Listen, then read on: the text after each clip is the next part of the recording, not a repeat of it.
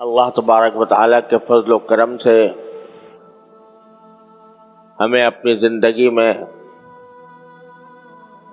ایک اور رمضان نصیب ہو رہا ہے۔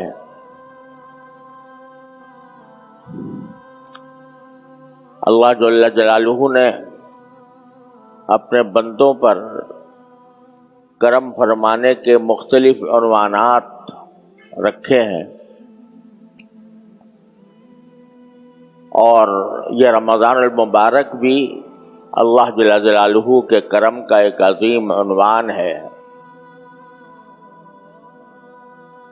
اور اس رمضان کا اپنی زندگی میں حاصل ہو جانا یہ بھی اللہ تبارک و تعالیٰ کی ایک ایسی نوازش ہے کہ اس پر اس کا جتنا شکر ادا کیا جائے کم ہے۔ آپ ذرا سوچیں کہ پچھلے سال رمضان میں یا اس سے پہلے سال رمضان میں کتنے ہمارے اعزاء اقربا، دوست احباب، ملنے جلنے والے رمضان المبارک کی ان عبادتوں میں ہمارے ساتھ شریک تھے، نمازوں میں، روزوں میں اور دوسرے عبادات میں ہمارے ساتھ شریک تھے، لیکن آج وہ دنیا میں موجود نہیں رہے اور رمضان المبارک کی ساعتوں سے فیضیاب ہونے کا موقع ان کے لیے ختم ہو گیا۔ لہذا جب رمضان المبارک ہم پر سایہ فگن ہو تو سب سے پہلی چیز اور سب سے پہلا کام جو ہم پر واجب ہوتا ہے وہ اللہ جل جلالہ کا شکر ہے۔ یا اللہ، آپ کا فضل و کرم ہے، آپ کا شکر ہے کہ آپ نے یہ مبارک مہینہ ہمیں اپنی زندگی میں عطا فرما دیا، اور اس بات کا موقع فراہم فرمایا کہ اس مہینے کے اندر ہم اپنے گناہوں کی بخشش کا سامان کر لیں، اور جس مقصد کے لیے اللہ جل جلالہ نے یہ مہینہ مقرر فرمایا اور جن کاموں کی اس میں ہم کو ہدایت عطا فرمائی، اللہ تبارک و تعالیٰ نے کے فضل و کرم سے وہ ہماری زندگی کا ایک اہم سرمایہ ہے۔ اللہ تعالیٰ اس سے ہمیں صحیح فائدہ اٹھانے کی توفیق عطا فرمائے۔ اصل میں دیکھا جائے تو صبح سے لے کر شام تک کے جتنے اوقات ہوتے ہیں وہ سارے سال میں ہر روز ایک جیسے ہیں۔ سورج نکلتا ہے، بڑھتا ہے، دھوپ ہو جاتی ہے، شام ہوتی ہے، سورج غروب ہو جاتا ہے، رات آ جاتی ہے۔ یہ سلسلہ 12 مہینے جاری رہتا ہے، اور دن کے اعتبار سے اگر دیکھا جائے تو رمضان کا دن اور شعبان کا دن اپنی ظاہری حالت کے اعتبار سے یکساں ہیں۔ وہی سورج نکل رہا ہے، وہی غروب ہو رہا ہے، وہی دھوپ آ رہی ہے، وہی رات آ رہی ہے۔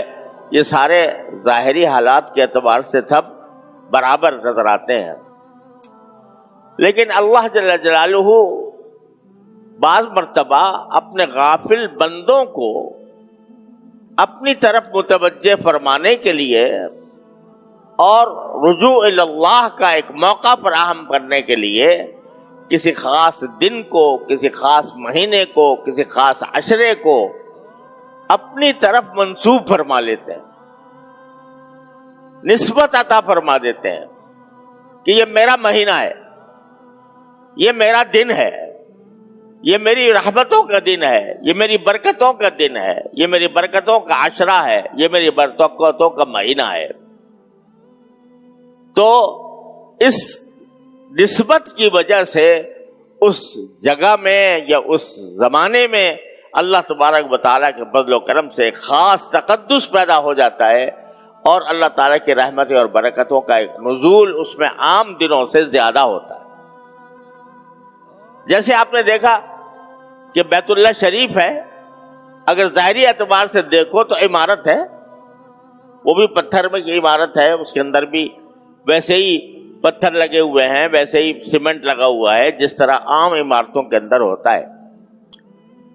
لیکن جب اللہ تعالیٰ نے فرما دیا یہ میرا گھر ہے، اپنی طرف اس کو نسبت عطا فرما دی، یہ میرا گھر ہے، تو وہ اگرچہ کچا اگر دیکھا جائے، پلاسٹر بھی نہیں ہے، رنگ بھی نہیں ہے، لیکن اپنی طرف نسبت فرما دینے کی وجہ سے اس کا حال ایسا ہو گیا کہ ساری دنیا کے مسلمان پروانوں کی طرح اس کی طرف جاتے ہیں، اس کا تصور کر کے ایک کیف محسوس کرتے ہیں، اس کے تصور سے دل میں ایک تقدس کی پھواریں پڑنے لگتی ہیں.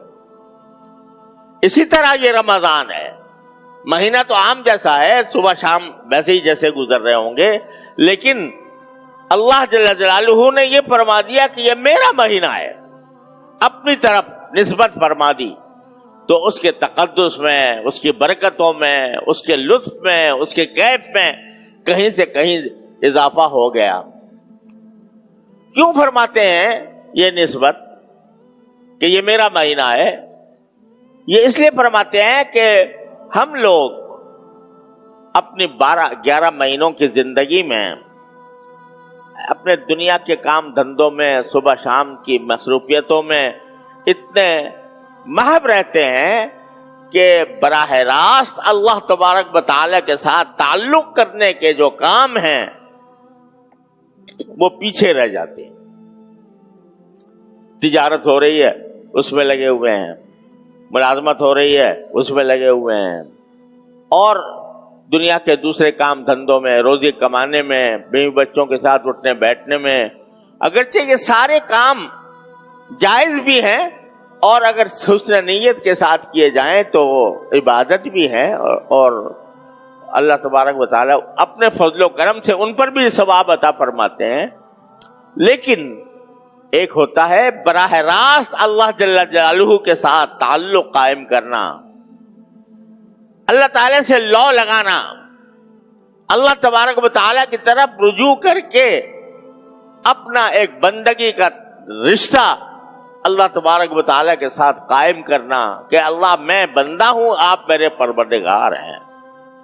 اے اللہ میں بندہ ہوں، آپ اب میرے پروردگار ہیں، میں آپ کی عبادت کرتا ہوں، آپ کی بندگی کرتا ہوں، اپنا سر نیاز آپ کی درگاہ پر، آپ کی بارگاہ میں جھکاتا ہوں اور اپنی پیشانی آپ کے بارگاہ میں ٹیکتا ہوں، اپنی عاجزی کا اظہار کرتے ہوئے، اپنے تذلل کا اظہار کرتے ہوئے باری تعالیٰ کی بارگاہ میں حاضری. یہ ایک ایسی چیز ہے کہ جو انسان کو اپنے پروردگار کے ساتھ مضبوط رشتہ قائم کرنے کا فائدہ عطا کرتی ہے. ساری دینی دوڑ دھوپ میں کہہ رہا ہوں، دینی دوڑ دھوپ یعنی جتنی بھی عبادتیں ہیں، علم حاصل کرنا ہے، بعض کی مجلس میں جانا ہے، معلومات دین کی فراہم کرنا ہے اور دین کے احکام سمجھنا ہے، یہ ساری دینی دوڑ دھوپ، اس کا جو اصل مقصد ہے وہ کیا ہے کہ بندے کا اپنے اللہ کے ساتھ رشتہ قوی ہو جائے. یہ ہے مقصود. قوی ہونے کے کیا معنی ہے کہ میں اپنے پروردگار کو ہر وقت اپنے پروردگار سے جڑا رہوں. جب مجھے کوئی حاجت درپیش ہو میں اپنے پروردگار سے مانگوں، یا اللہ میری یہ حاجت درپیش ہے، اپنے فضل و کرم سے میری حاجت پوری فرما دیجیے. جو انعامات اکرامات اللہ تبارک و تعالیٰ کی طرف سے مجھ پر ہو رہے ہیں تو میں اس کے اوپر شکر ادا کرتا رہوں. اے اللہ اپنے فضل و کرم میں آپ نے مجھے نعمت عطا فرما دی. اے اللہ آپ کا فضل و کرم ہے کہ آپ نے مجھے دنیا اور آخرت کے فلاں کاموں میں مجھے کامیابی عطا فرمائی. اے اللہ مجھے فلاں چیز کی ضرورت ہے، میں آپ سے مانگنا چاہتا ہوں. اللہ جل جلالہ کے ساتھ تعلق اور اس کے ساتھ رشتہ کبھی ہو جائے، یہ ہے ساری دینی دوڑ دھوپ کا حاصل. اور یہ کبھی کرنے کے لیے یہ زمانہ آیا ہے، رمضان کا مہینہ، کہ ایسا لگتا ہے جیسے باری تعالیٰ فرما رہے ہیں کہ اے میرے بندو، غافل بندو، کہاں بھاگے جا رہے ہو؟ تھوڑے دیر کے لیے میرے پاس آ جاؤ اور میری بارگاہ میں حاضر ہو جاؤ. اپنے اور کام دھندے تھوڑے سے ملتوی کر دو، ان میں کمی کر دو، ضرورت کی حد تک رکھو، لیکن اس مہینے کے اندر مجھ سے تعلق جوڑ لو، مجھ سے تعلق کبھی کر لو، مضبوط کر لو. یہ ہے پیغام رمضان کا. اس لیے اس پیغام کو سمجھنے، بات یہ نہیں ہے کہ صرف روزہ رکھ لیا اور تراویح پڑھ لی، گرتے پڑھتے تراویح پڑھ لی، دل چاہ رہا ہے نہیں چاہ رہا ہے، سستی ہو رہی ہے لیکن پڑھ لی.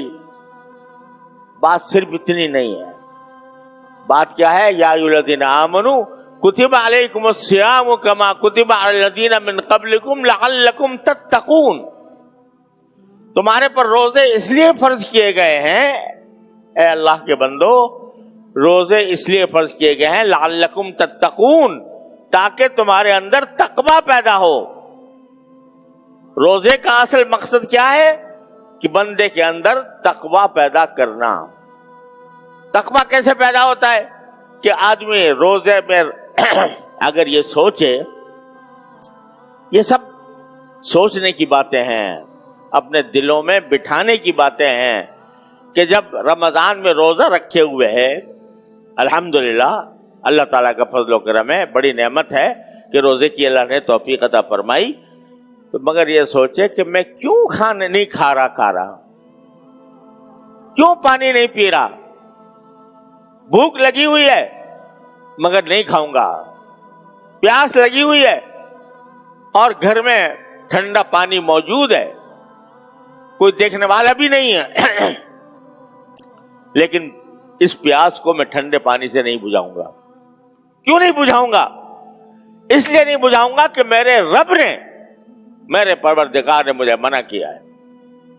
ثم اتم الصیام الی اللیل، یہ فرمایا کہ رات آنے تک، یعنی شام مغرب تک تم کھانے پینے سے باز رہو، نہیں کھاؤ نہیں پیو. اب دیکھو جتنے روزے دار بیٹھے ہیں اللہ تعالیٰ کے فضل و کرم سے، روزے دار بیٹھے ہیں، کیوں نہیں کھا رہے، کیوں نہیں پی رہے؟ اس لیے کہ ان کے پروردگار نے منع کر دیا ہے، مت کھانا مت پینا. تو بھوک لگی ہوئی ہو، پیاس کی شدت سے حلق میں کانٹے پڑ رہے ہوں، لیکن میں کوئی مجھے اگر صحیح معنی میں مسلمان آدمی ہے، اس کو کہے 1,00,000 روپے لے لے اور روزہ توڑ دے، توڑے گا؟ کیسے ہی گیا مسلمان ہو، لیکن اس کو کوئی پیشکش کرے کہ 1,00,000 روپے لے کے روزہ توڑ دے، نہیں توڑے گا. کیوں نہیں توڑے گا؟ اس لیے کہ کہتا ہے میں اللہ کا بندہ ہوں، اللہ نے مجھے اپنے فضل و کرم سے یہ نعمت عطا فرمائی ہے کہ مجھے بھوکا پیاسا رکھ رہے ہیں. اس لیے رکھ رہے ہیں تاکہ وہاں جا کر جو مجھے پلائیں گے، وہاں جا کر جو کھلائیں گے، اس آخرت کے اندر پہنچنے کے بعد وہ اس کے آگے یہ دنیا کا کھانا، دنیا کا پانی ہیچ در ہیچ ہے. اس واسطے میں نہیں توڑوں گا. یہ کیا ہے جو تمہیں توڑنے سے باز رکھ رہا ہے؟ یہ تقوی ہے. یہ تقوی ہے کہ میرے اللہ تبارک و تعالی نے مجھے روک دیا، میں نہیں رکوں گا، میں روزہ توڑنے والا نہیں ہوں. یہ تقوی اللہ تبارک و تعالی کی تقوی کی مشق کرا رہے ہیں، اور تقوی کی مشق کرا کے یہ دل میں بٹھانا چاہتے ہیں کہ تم اللہ کے بندے ہو، اور بندے کا کام یہ ہے کہ جو آقا جو حکم دے دے وہ یہ دیکھے بغیر کہ اس میں مصلحت کیا ہے، اس میں حکمت کیا ہے، اس میں فائدہ کیا ہے، بندے کا کام یہ ہے کہ اس کو بجا لائے. خواہ تکلیف لگ رہی، تکلیف ہو رہی ہو، خواہ پریشانی ہو رہی ہو، لیکن میرے پروردگار نے مجھے یہ فرمایا میں یہ کام کر کے رہوں گا، اور جس چیز سے اس نے روکا ہے اس سے رک کے رہوں گا۔ یہ مشق کرائی جانی مقصود ہے اس رمضان کے مہینے کے اندر ہم سے اور آپ سے، تقویٰ کی مشق۔ اب ذرا سا اسی کو رخ بدل کر دیکھیں کہ مشق کیسے کرائی جا رہی ہے، کہ ایک ایسے طریقے سے کرائی جا رہی ہے کہ بھئی ایک نظام بنا دیا پوری دنیا کا، کہ یہاں دنیا میں جہاں مسلمان بستا ہے وہ اس دن میں کھانے پینے سے پرہیز کرے گا۔ اب بھائی یہ بھی ذرا سے سوچنے کی بات ہے کہ ہم کھانا جو تھا وہ کوئی حرام کام تھا، حلال تھا؟ یا ایھا الرسول کلوا من الطیبات واعملوا صالحا، اللہ تعالیٰ نے فرمایا جو پاکیزہ چیزیں میں نے تمہارے لیے پیدا کی ہیں اس کو کھاؤ آرام سے، اللہ کے شکر ادا کرو کھا کر۔ کوئی حرام تھا؟ نہیں۔ پانی پینا حرام تھا؟ نہیں۔ لیکن تم نے اللہ کی خاطر، اللہ کے حکم کی خاطر پانی پینا چھوڑ دیا، کھانا کھانا چھوڑ دیا، یہ سب چھوڑ دیا۔ تو جو چیز پہلے ہی سے حرام تھی، رمضان سے پہلے ہی سے حرام تھی، وہ اگر نہ چھوڑی تو یہ کیسا روزہ ہوا؟ جھوٹ حرام تھا کہ نہیں؟ چاہے رمضان ہو یا غیر رمضان ہو، جھوٹ حرام تھا۔ اگر کھانا پینا جو حلال تھا وہ تو چھوڑ دیا، لیکن جھوٹ جو حرام تھا وہ نہ چھوڑا، تو یہ عجیب بات ہو گئی کہ بھئی یہ ایک طرف تو کہہ رہے ہو کہ میرے مالک نے کہا ہے کہ کھانا چھوڑ دو اس لیے چھوڑ رہا ہوں، لیکن دوسری طرف مالک نے یہ بھی تو کہا ہے کہ جھوٹ نہ بولنا، وہ نہیں چھوڑتے، اور مالک نے یہ بھی تو کہا ہے کہ غیبت نہ کرنا، وہ نہیں چھوڑتے۔ تو یہ کیا بات ہوئی کہ حلال چیزیں تو چھوڑ دی اور جو حرام چیزیں تھیں وہ نہ چھوڑی، جھوٹ بولنا نہ چھوڑا، غیبت کرنا نہ چھوڑا، آنکھوں کا غلط استعمال نہ چھوڑا، دوسروں کے سامنے زبان درازی اور دوسروں کو دل سے ستانا یہ نہ چھوڑا۔ تو بھائی یہ کیا بات ہو گئی کہ حلال چیزیں تو چھوڑ دی اللہ کے کہنے پر، اور جو حرام چیزیں تھیں وہ اللہ تعالیٰ کے کہنے پر نہ چھوڑی؟ تو یہ تو کوئی مزیدار روزہ نہ ہوا، یہ تو ایک ظاہری روزہ ہو گیا، لیکن تم نے اگر وہ کام نہ چھوڑے تو تربیت تو یہ دینی مقصود ہے تقویٰ کی، کہ اللہ کا حکم جس چیز سے منع کر دے اس چیز سے رک جاؤ، یہ تربیت دینی مقصود ہے تقویٰ کی۔ تو اس لیے اس مہینے میں صرف اگر کھانا پینا ہی نہیں چھوڑنا، جھوٹ بولنا بھی چھوڑنا ہے، دھوکہ دینا بھی چھوڑنا ہے، غیبت کرنی بھی چھوڑنی ہے، دوسرے کو ستانا بھی چھوڑنا ہے، بلند آواز سے بول کر کسی کا دل دکھانا بھی چھوڑنا ہے، اور جتنے ایسے کام ہیں جو انسان کو تکلیف پہنچانے والے ہیں وہ بھی چھوڑنے ہیں۔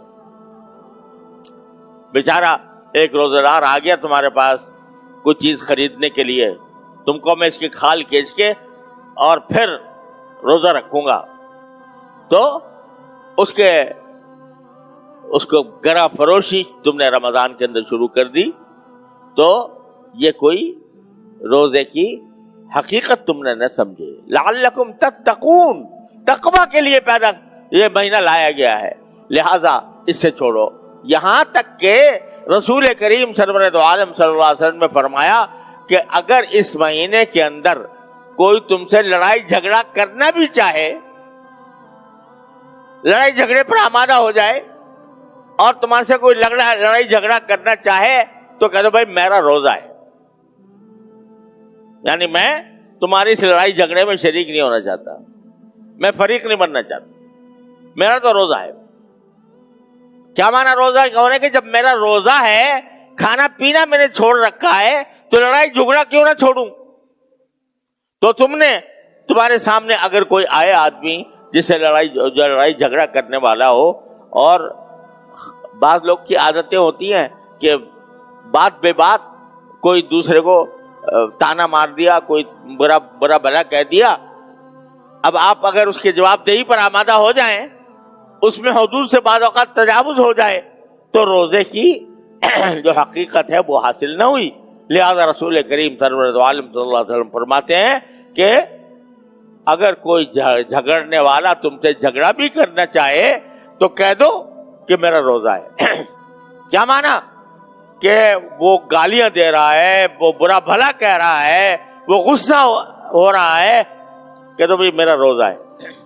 نہ میں گالی دوں گا, گالی کے جواب گالی سے دوں گا, نہ تمہارے جھگڑے میں شریک ہوں گا, نہ تمہارا کوئی جواب دوں گا. میرا جواب صرف اتنا ہے کہ میرا روزہ ہے. میں تمہارے ساتھ الجھنا ہی نہیں چاہتا. بات ختم ہو گئی. تو اس لیے یہ تقوی کا جو روزے کا جو اصل مقصود ہے قرآن کریم میں بیان فرمایا وہ یہ ہے کہ تمہیں تقوی حاصل ہو. تقوی اسی وقت حاصل ہوگا جب کھانے پینا چھوڑنے کے ساتھ تم اپنے ناجائز کام جتنے بھی ہیں, چاہے وہ ایسے کام ہو جو جن کے تعلق زبان سے ہے, چاہے ایسے کام ہو جن کے تعلق نگاہ سے ہے.